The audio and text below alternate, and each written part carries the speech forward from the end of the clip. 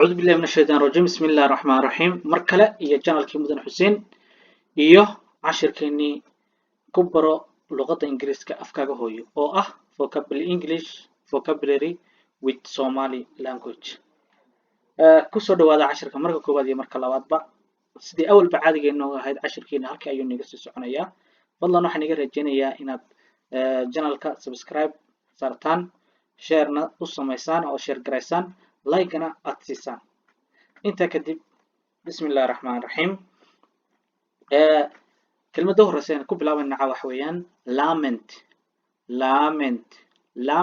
لبا زيابات أي نقطة مرنا verb أي نقطة مرنا noun بأي نقطة مرنا verb أي نقطة مرنا noun أي نقطة مركا أي verb نقونسو ومركا أي feed تاي مركا أي نقونسو noun محي نقونسا محا كراداي noun ayay noqonaysaa n ayay noqonaysaa waatan horteena ku taalo weeyaan meesha ka dheehanaysaan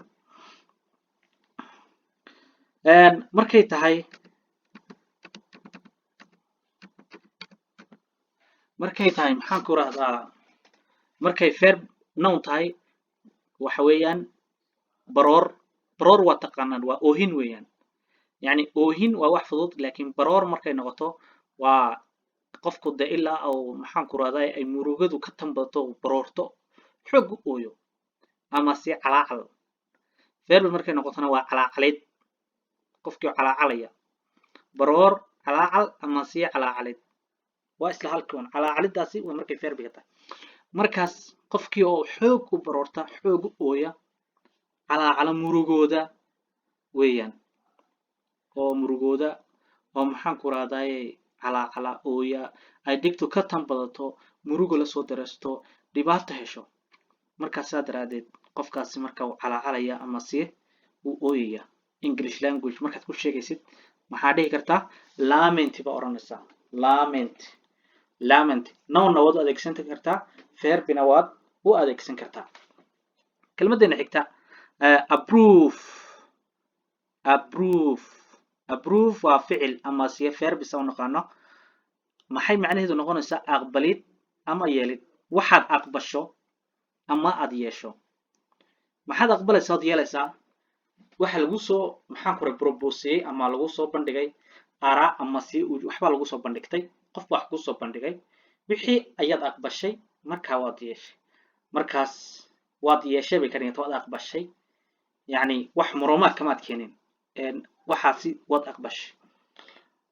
marka waxa la oranayaa English language waxaas aqbalaadaasi ama waan aqbalay aad leedahay waxa lagu dhahayaa approve iyadoo nouna kelmadana approval balada approval waa aqbalaad ama si ogolaansho wixii ogolaato yeeshid ogolaatid aqbashid waa isla mid Soomaaliga approval this is approval kan waa wax la aqbalo wax la aqbalo marka approval waa maxay waa wax la aqbalo weeyaan verbigeedina muxuu ahaa ama ficilkeedii approve waa aqbalid weeyaan kelmadda ku xigta saddexaad waxa weeyaan endear weeyaan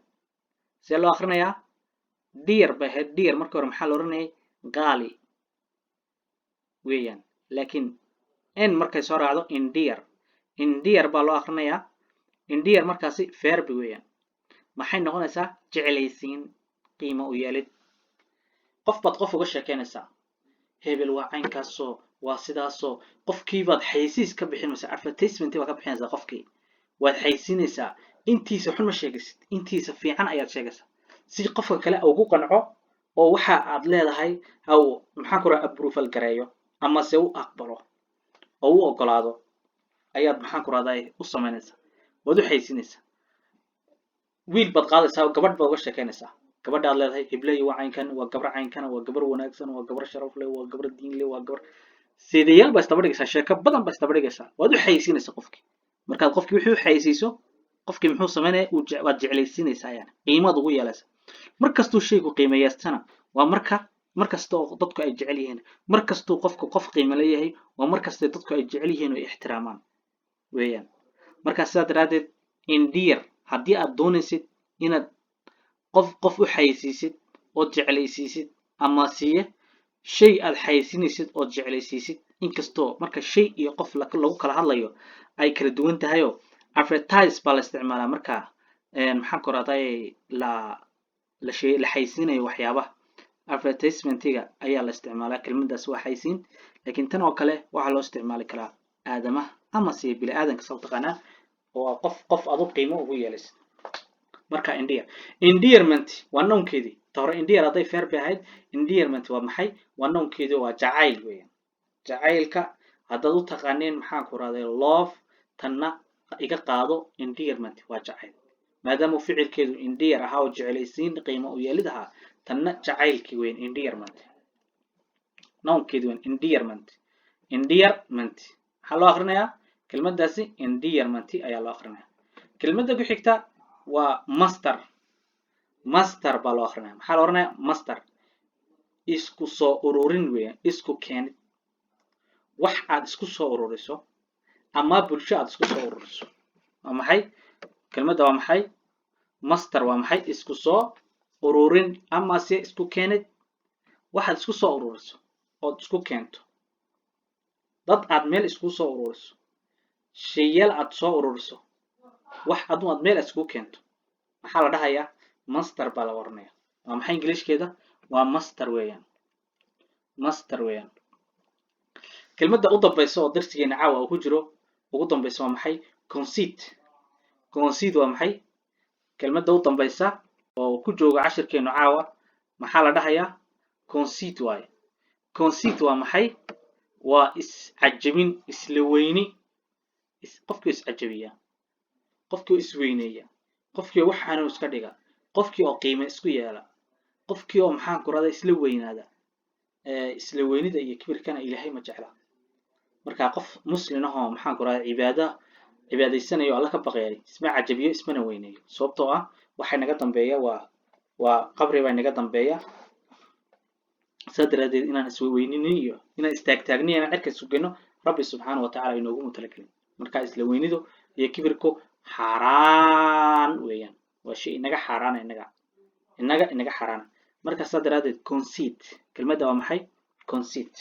waa maxay waa isla weyni ama si iscajabin mar kale ayaan kusoo celinayaa cashirka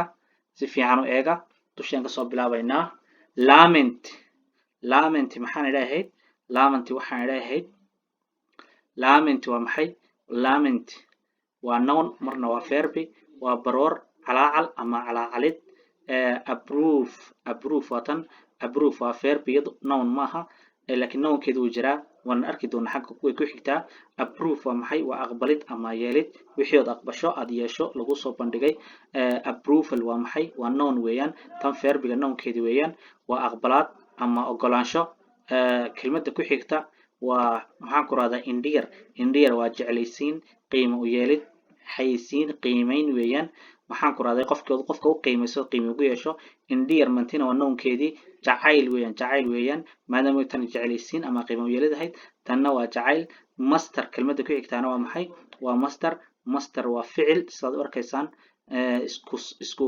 soo ururin weeyaan ama isku keenid waxaad meel isku soo ururiso ama si aad isku keentid dad aad isku soo ururisid ama meel isku keentid weeyaan conceit maxaan iri waa iscajabin ama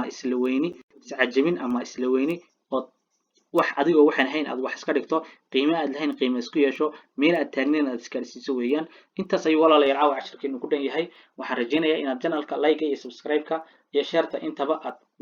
dhac ku siin doontaan waa macallin xuseen oo inaga leh sidaa iyo is arag dambe oo xiiso leh